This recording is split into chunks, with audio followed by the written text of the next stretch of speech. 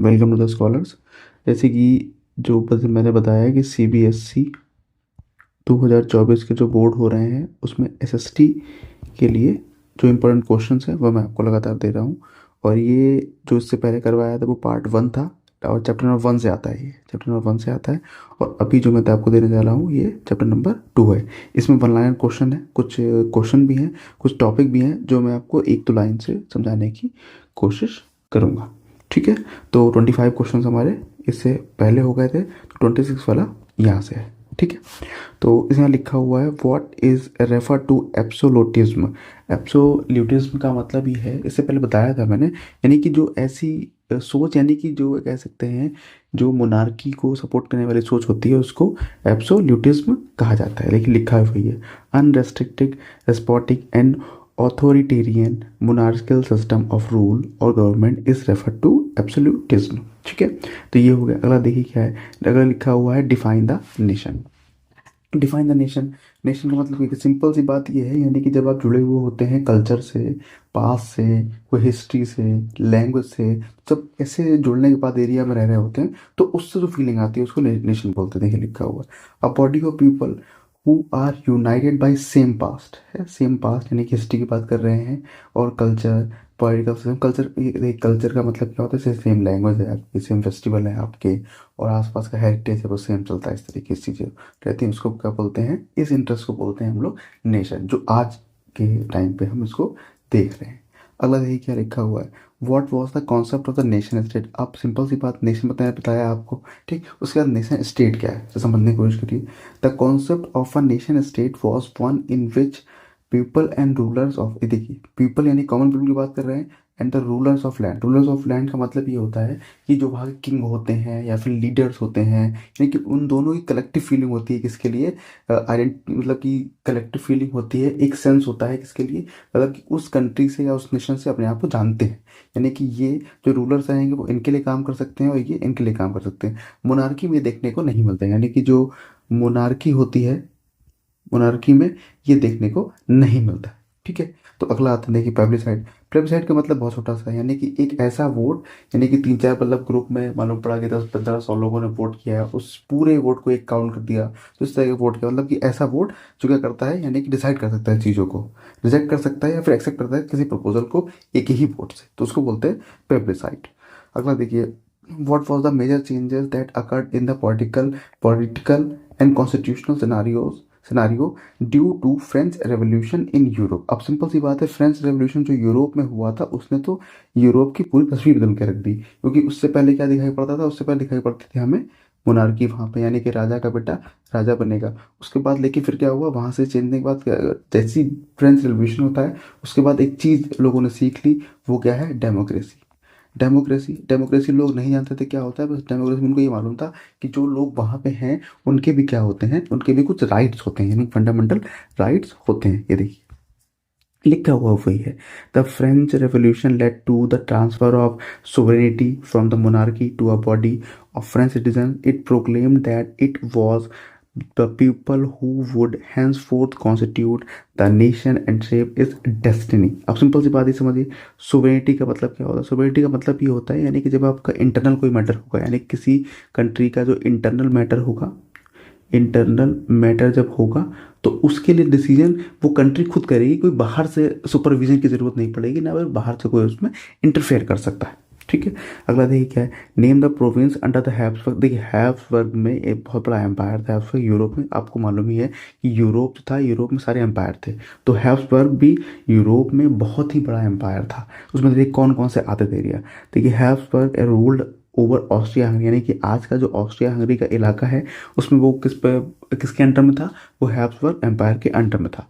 It includes the alpine. देखिए alpine reason का मतलब क्या होता है, अल्पाइन रीजन का मतलब होता है जो कि माउंटेन वाला एरिया होता है, माउंटेन वाला जो एरिया होता है उसको बोलते हैं अल्पाइन रीजन। ऑफ टायरोल, ये जगह का नाम है, टायरोल हो गया, ऑस्ट्रिया हो गया, सुडेनलैंड हो गया, एज वेल एज बोहेमिया, ये भी बोहेमिया भी एक जगह का नाम है, along with Italian speaking provinces of Lombardy and Venetia. ठीक है, अगला देखिए क्वेश्चन नंबर 32 है हमारे पास, what was the What was the strong demand of the emerging middle class into Europe during 19th century? अब देखिए जरा समझिए, मिडिल क्लास किस तरीके से इमर्ज करती है, किस तरीके से बनती है 19th सेंचुरी को समझना है। The emerging middle class of the Europe demand constitutionalism with national unification. Simple सी बात है, यानी कॉन्स्टिट्यूशन की बात कर रहे थे वो, नेशन की बात कर रहे थे, क्योंकि आप थोड़ा पहले बताया मैंने नेशन स्टेट क्या होता है और नेशन क्या होता है, मैंने आपको बताया। तो ये फीलिंग आ गई थी और उनको ये मालूम पड़ गया था कि कॉन्स्टिट्यूशन कुछ ऐसी चीज़ होती है जिससे उनको राइट्स मिलेंगे, और उसके बाद क्या होगा, नेशन बनेगा एक फिर। उसका देखिए, what was the allegory of the French called. देखिए फ्रेंच की जो एलोगरी थी उसको क्या बोला जाता था, ये है मेरियन, इसको बोलते हैं मेरियन। ये इंपॉर्टेंट क्वेश्चन है, ये एमसीक्यू में भी देखने को मिल सकता है आपको, ठीक है। अगला देखिए, what was the basic philosophy of the conservatives. जो कंजर्वेटिज्म थे, जो कंजर्वेटिव्स थे, उनकी बेसिक फिलॉसफी क्या थी। अब सिंपल सी बात ये है, वो ये चाहते थे जो भी कस्टम्स हैं, रिचुअल्स हैं, ट्रेडिशंस हैं जो पिछले हैं, यानी कि मोनार्की में होता क्या था, राजा का बेटा राजा बनेगा, तो ये कंजर्वेटिज्म जो लोग थे वो सपोर्ट करते थे इस चीज़ को कि ये बना रहना चाहिए, यानी कि जो चलता आ रहा है यही बना रहना चाहिए। उसके बाद हु होस्टेड, ये देखिए, who hosted the Congress of Vienna in 1815। 1815 में कांग्रेस ऑफ वियना किसने होस्ट की थी, आप देखो सिंह, ड्यूक मेटरनिच। ड्यूक मेटरनिच ने क्या किया था, कांग्रेस ऑफ वियना को होस्ट किया था, 1815 में किया था। और इसके बाद ड्यूक मेटरनिच ने आगे दो चार बातें और मैंने लिखी हुई हैं उसमें, उन्होंने काफ़ी ऐसे रिमार्क दिए हैं जो कि याद रखने वाले हैं। क्यूजी मजीनी के बारे में भी दो चार बातें कही हैं, और नहीं, क्यूजी मजीनी के बारे में नहीं, इन्होंने यूरोप के बारे में बात कही है, वो गलत हो गया वहाँ से, ठीक है। What was main M of the treaty of Vienna. अब सिंपल सी बात है, ट्रीटी ऑफ वियना जो था 1815, ट्रीटी ऑफ वियना जो 1815 था, उसके बारे में मतलब कि क्या है, जो मेन एम क्या था। अब सिंपल सी बात ये है, इसका मेन एम था, देखिए इससे जस्ट पहले जो नेपोलियन थे क्या करवाया था उनको, वो डिफीट हो गए थे, यानी कि हार गए थे वो, ठीक। 1815 में जो कंजर्वेटिव वाली पावर थी उन्होंने हरा दिया था, उसमें ब्रिटेन वगैरह था, मैंने कल बताया था आपको इससे पहले वाले लेक्चर में, तो वो हार गए थे यहाँ से, ठीक है। अब होता क्या है, जितना नेपोलियन ने रिफॉर्म्स कर दिए थे, जितने भी रिफॉर्म्स कर दिए थे उन सबको क्या करना था, उन सभी को अंडन करना था, यानी कि वापस करना था। देखिए, the main M of the treaty of the Vienna of 1815 was undo the changes brought about in Europe during the Napoleonic Wars. अब सिंपल सी बात है, इसमें सब कुछ अंडन करने की कोशिश करी थी, लेकिन एक जो फीलिंग होती है, feeling of nationalism and democracy, ये लोगों के अंदर बस गई थी और इसको निकाल नहीं पाए थे वो यहाँ से, ठीक है। अब चलिए आगे चलते हैं। नेक्स्ट क्वेश्चन जो है, what was the major issue taken by the liberal nationalist. देखो, जो लिबरल नेशनलिस्ट थे उन्होंने क्या, मतलब कौन कौन से मेजर इशूज थे जिस पे काम किया। The liberal nationalist took up the issues of freedom of press. अब फ्रीडम ऑफ प्रेस का मतलब यानी कि जो वहाँ जो प्रेस है उसकी फ्रीडम होनी चाहिए। फ्रीडम का मतलब ये, प्रेस में अगर गवर्नमेंट ने कुछ अच्छा किया है तो वो छप जाए प्रेस के अंदर, और अगर कुछ बुरा किया है तो वो भी छप जाए। ऐसा नहीं होना चाहिए कुछ गवर्नमेंट ने बुरा किया है, कोई गलत डिसीजन लिया है, उसको नहीं छापा जा रहा है, बाकी जितनी अच्छी अच्छी बातें सब उसके बारे में कह दी जा रही हैं गवर्नमेंट के बारे में, ठीक है। इसके बाद काम किया था, what was the main M of the revolutionaries in Europe. अब सिंपल सी बात है, यूरोप में रेवोल्यूशनरीज का एक ही एम था, जो मोनार्की है उसको हटाना है वहाँ से, और क्या लेके आना है, वहाँ पे लेके आना है जो डेमोक्रेसी है, लिबर्टी है, फ्रीडम है, उसको लेके आना है यहाँ पे। देखिए 39 क्वेश्चन है, who remark when France sneezes the rest of Europe catches cold. अब देखिए, ये वाला मैंने बता रहा था अभी, ड्यूक मेटरनिच के बारे में मैंने बता रहा था आपको। ड्यूक मेटरनिच ने ये कहा था कि जब फ्रांस छींकता है तो पूरे यूरोप को जुकाम हो जाता है, यानी कि इतना पावरफुल ऑरा है फ्रांस का कि फ्रांस में जो कुछ होता है वो पूरे यूरोप में होना ही होना है। द देखिए उसके हाउ डिड देखिए लॉर्ड बायरन एक इंग्लिश के बहुत फेमस पोएट थे, contribute to Greek for independence. Greek for independence में इनकी थोड़ी सी हंसी वाली बात भी आती है। ये क्या थे, ये थे पोएट, तो ये मतलब कि इन्होंने चीज़ें लिखी हैं और इन्होंने फंड रेज किया। सबसे अच्छा काम किया था ग्रीक जो स्ट्रगल था उसके लिए फंड रेज किया था, यहाँ तक ठीक है, लेकिन यहाँ नहीं रुके। इन्होंने कहा कि नहीं, हमें अपने देश के लिए कुछ करना है, और उसके बाद क्या चले गए थे, ये इन्होंने पार्टिसिपेट भी कर दिया था उस वॉर के अंदर, यानी कि वो वॉर लड़ने भी चले गए थे। ये पोएट थे, इनको लगा कलम से लड़ना चाहिए, लेकिन वो तलवार लेके चल दिए थे। अगला देखिए क्वेश्चन नंबर, जो क्वेश्चन नंबर है हमारे पास, व्हाट इज रोमांटिज्म। अब देखिए रोमांटिज्म क्या है, सिंपल सी बात ये है, रोमांटिज्म जब सुनेंगे तो समझ में आता है कि जो आजकल का रोमांटिज्म चल रहा है उसकी बात कर रहे हैं, उसकी बात नहीं कर रहे हैं। जो नेशन के लिए जो फीलिंग होती है, यानी कि अपने नेशन के लिए जो फीलिंग होगी, वो चीज़ें जो होंगी, यानी कि जो प्यार होगा, इमोशंस होंगे, और जो पोइट्री होगी, डांसेस होंगे, कल्चरल जो डांसेस होंगे, उन सबको मिला के जो फीलिंग मिलती है वही रोमांटिज्म है। क्योंकि रोमांटिज्म में क्या है, नाचना होता है, गाना होता है, बात करना होता है, और बहुत चीज़ें होती हैं, बहुत इमोशंस होते हैं। तो वो सेम चीज़ अब वैसे पर्टिकुलर किसी पर्सन के लिए होती है, उसको हटा देंगे तो फिर पर्टिकुलर किसी कंट्री के लिए जब होती है तो उसको रोमांटिज्म कहते हैं। अगला देखिए क्या है, व्हाट इज मेंट बाय दासबोक। देखिए दासबोक का मतलब होता है कॉमन पीपल, ये लिखा हुआ है, ये देखिए दासबोक का मतलब होता है common people. Where was the Frankfurt parliament convent. देखिए ये थोड़ा सा अच्छा क्वेश्चन है, कन्वेंट कब की गई थी, चर्च ऑफ सेंट पॉल में, चर्च ऑफ सेंट पॉल में की गई थी। ये थोड़ा सा इंपॉर्टेंट क्वेश्चन दिखाई पड़ता है। Why did the middle class lose its support after the failure of, जब, हाँ, जब फ्रैंकफर्ट पार्लियामेंट फेल हो गई थी तो जो मिडिल क्लास थी, मिडिल क्लास से मतलब कि जो मिडिल क्लास थी उनका जो सपोर्ट था वो लूज कैसे हो गया था, मतलब लोग भरोसा कैसे मतलब करना छोड़ दिया था। हुआ इसमें क्या था, देखिए middle class loss it's support after the failure. देखिए मिडिल क्लास का मतलब यानी कि जो पढ़े लिखे लोग थे, यानी कि जो प्रोफेसर थे, जो टीचर थे, जो इंजीनियर थे, जो डॉक्टर थे, वो उन लोग कहा गया मिडिल क्लास यहाँ पे। यानी कि उनसे नीचे कौन, वो ऐसे लोग जो पढ़े लिखे लोग नहीं है, स्लेवरी करते हैं, उनको पता नहीं है चीज़ें क्या होती हैं, फंडामेंटल राइट्स क्या होते हैं, वो सब नहीं जानते, तो उनकी बात कर रहे हैं। उनका सपोर्ट इन तक निकल गया था, मतलब कि वो लोग मिडिल क्लास को सपोर्ट नहीं कर रहे थे फ्रैंकफर्ट की पार्लियामेंट के बाद। ऐसा हुआ इसलिए था क्योंकि जो मिडिल क्लास के लोग थे, यानी कि जो वही प्रोफेसर डॉक्टर वगैरह थे, उन्होंने क्या कर दिया था, जो वर्कर्स और आर्टिसंस, यानी कि जो पेंटर, छोटे मोटे जो कारीगर होते हैं, जो डेली मजदूरी होते काम करने वाले मजदूर होते हैं, उनको क्या कर दिया था, उनकी जो डिमांड्स थी उस पर बहुत ज़्यादा ध्यान देना नहीं, बहुत ज़्यादा ध्यान देना छोड़ दिया था। पहले जब फ्रैंकफर्ट पार्लियामेंट नहीं बनी थी उससे पहले ये बहुत सपोर्ट किया करते थे इनका, वर्कर्स का और आर्टिसंस का। लेकिन जब फ्रैंकफर्ट पार्लियामेंट बन गई थी, पार्लियामेंट के मेंबर हो गए थे वो, तो क्या हो गया था, इनका सपोर्ट देना छोड़ दिया। इस चक्कर में क्या हो गया था, इससे चीज़ें थोड़ी सी ढीली पड़ गई थी, तो जो मिडिल क्लास था इनका सपोर्ट तो बड़ा यही वाला था, और इन दोनों का कम हो गया। Who were referred as the Junkers. अब जंकर्स मैंने आपको इससे पहले लेक्चर में बताया है, जंकर्स का मतलब यानी कि जंकर्स नाम के अपोजिट जाना है लार्ज लैंड ओइंग क्लास, यानी कि बहुत सारी ज़मीन होती है इनके पास। अगली बात समझिए, अगला है which state let the unification of. अब सिंपल सी बात है, यूनिफिकेशन ऑफ जर्मनी में कौन सा स्टेट आगे के चला था, यानी कह सकते हैं किसने लेड किया था ये, तो प्रिवेशी ने किया था। Who hold the credit of unifying. अब देखिए यूनिफाइंग जर्मनी में ओटो वॉन बिस्मार्क का नाम बहुत बड़ा है, मैं इसके बारे में बता चुका हूँ आपको, ठीक है। अगला देखिए, who was proclaim the German emperor in the ceremony held at the birth. देखिए वर्सेल्स की बात कर रहे हैं, इन जनवरी 1817। तो वर्सेल्स में जो जर्मन एम्पर मतलब किसको प्रोक्लेम किया गया था, ये थे केसर विलियम वन। केसर विलियम वन, केसर विलियम वन ऐसे याद रख लीजिए। कानपुर में एक गुटखा चलती है उसको बोलते हैं केसर, तो वहाँ से आता सकते हैं Kaiser William one. Who headed Sardinia Piedmont. Sardinia Piedmont का मतलब king Victor Emmanuel second. King Victor Emmanuel second जो है, ये इंपॉर्टेंट रोल उन्होंने काफ़ी किया था इसमें। What was the result of the act of union. Act of union बहुत इंपॉर्टेंट है क्योंकि यहाँ से क्या बनता है, द ग्रेट ब्रिटेन बनता है।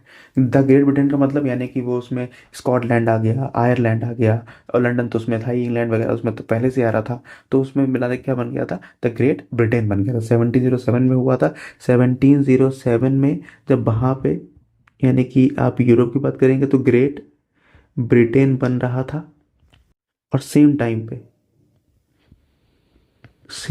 पे in same time in India जो औरंगजेब थे, औरंगजेब क्या हो गया था, इनकी डेथ हो गई थी। यानी कि यहाँ मुगल एम्पायर चल रहा था, वहाँ पे द ग्रेट ब्रिटेन बन रहा था कॉन्टेम्प्रेरी वर्ल्ड में, ठीक है।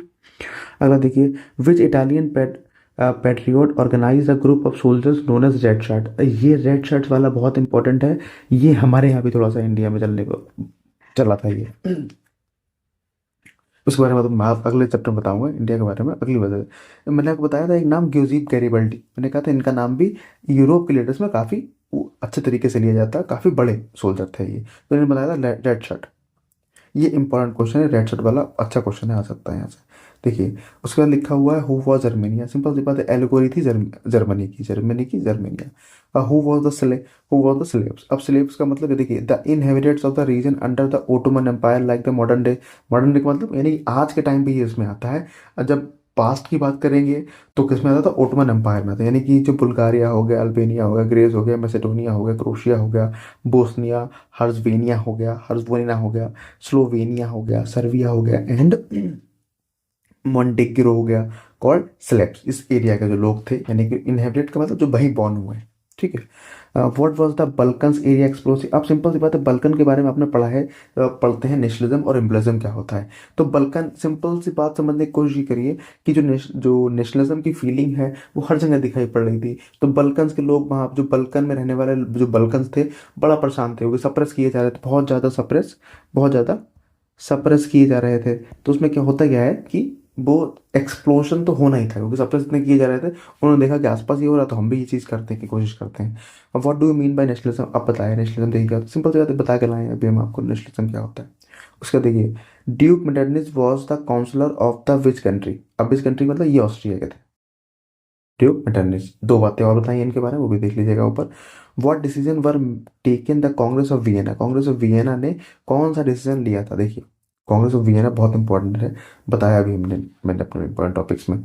In the France the bourbon dynasty, bourbon मतलब वही, यानी कि जो बिस्किट आता है बर्बन के नाम से, उसकी बात कर रहे हैं यहाँ पे। बर्बन उसका नाम ही इसलिए रखा गया है क्योंकि थोड़ा सा जो लग्जूरियसनेस होती है, जो क्या बोलते हैं, एक कह सकते हैं लग्जरीनेस है उसके अंदर, वो बताने की कोशिश की जाती है, थोड़ा सा दिखे कि हाँ अलग इम्पोर्ट किया गया नाम है।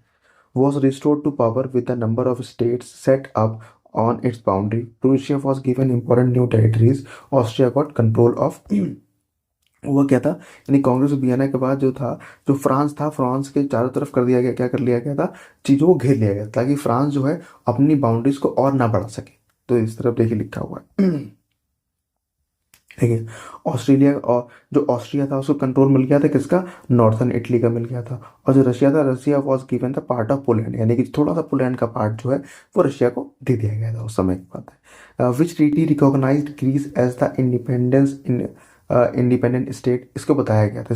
इससे पहले वाले लेक्चर में मैंने बताया, इसको बोलते हैं ट्रीटी ऑफ कॉन्स्टेंटिनोपल, 1832 में बोलते हैं, ठीक है। उसके बाद क्या है, why 1830s were the years of great economic hardship in the Europe. अब सिंपल सी बात है, इकोनॉमिक हार्डशिप का मतलब क्या समझ में आता है, इकोनॉमिक हार्डशिप का मतलब ये होता है सॉरी,